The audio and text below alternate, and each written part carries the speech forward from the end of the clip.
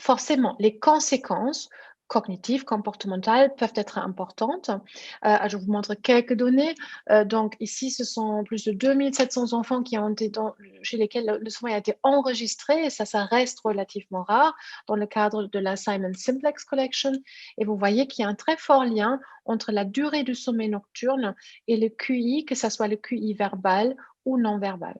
Et il y a vraiment aujourd'hui beaucoup d'études, notamment ces 5 dernières années, qui ont pu montrer que les troubles du sommeil à la fois renforcent les symptômes de l'autisme, que ce soit au niveau de la communication sociale que des comportements stéréotypés et répétitifs.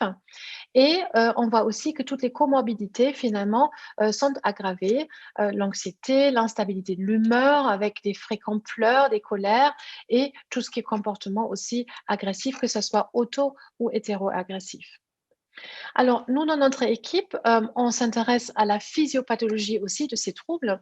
Donc, nous avons effectivement publié plusieurs papiers à cet effet. Ça, c'est un papier qu'on a publié l'année dernière qui porte sur 52 enfants avec un trouble du spectre de l'autisme qui est plutôt jeune, entre 3 et 10 ans, âge moyen 5 ans. Et en fait, on s'est intéressé entre autres à une mesure qui devient de plus en plus importante et je voulais vous en parler, qui est la durée du sommeil non interrompu.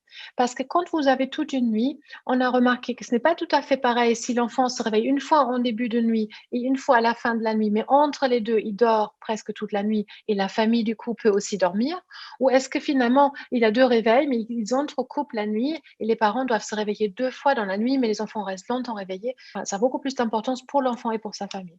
Donc du coup, on regarde effectivement cette durée de sommeil non interrompu. Et ce qu'on a vu chez les enfants qui avaient finalement pas ou peu d'irritabilité mesurée par un questionnaire par rapport aux enfants qui avaient une forte irritabilité, eh ben, ces enfants dormaient 1 heure de plus d'affilée sans interruption que les autres. Et c'était encore plus flagrant pour les enfants qui avaient pas ou peu de stéréotypés par rapport à ceux qui avaient de nombreuses stéréotypies. Il y avait une différence dans la durée non interrompue de 75 minutes entre ces deux groupes. Donc ça vaut le coup parfois cliniquement, effectivement, d'y penser.